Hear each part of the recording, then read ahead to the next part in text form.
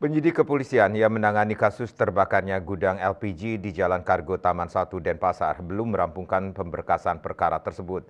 Kejari Denpasar saat dikonfirmasi menyatakan pihaknya baru menerima SPDP atau surat perintah dimulainya penyidikan terkait kebakaran yang menewaskan 18 pekerjanya ini. Kasiyuntel Kejari Denpasar Adi Wirabakti bersama Kasipidum Wiraguna Wiradharma menjelaskan sampai saat ini pihaknya belum menerima pemberkasan dari penyidik.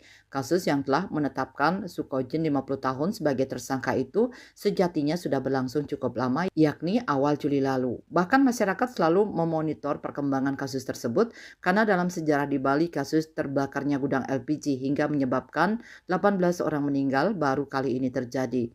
Sebagaimana diketahui, peristiwa tragis ini terjadi pada Minggu 9 Juni 2024. Setelah melakukan penyelidikan hingga penyidikan, polisi menetapkan seorang tersangka yang juga pemilik tempat usaha itu, yakni Sukojin.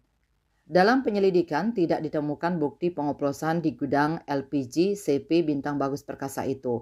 Kebakaran yang menyebabkan 18 orang meninggal itu disebabkan bagian motor starter mobil pick-up muncul percikan api dan menyambar tabung LPG. Menurut Kasihumas Polresta Denpasar AKP Ketut Sukadi, pusat ledakan dan api kebakaran berada pada bagian tengah gudang. Setelah dilakukan uji laboratorium terhadap dinamo starter sudah dalam keadaan terbakar. Sedangkan terkait percikan api menyambar gas diduga dari valve tabung LPG 50 kg yang tidak tertutup rapat. Mia Bali Pos melaporkan.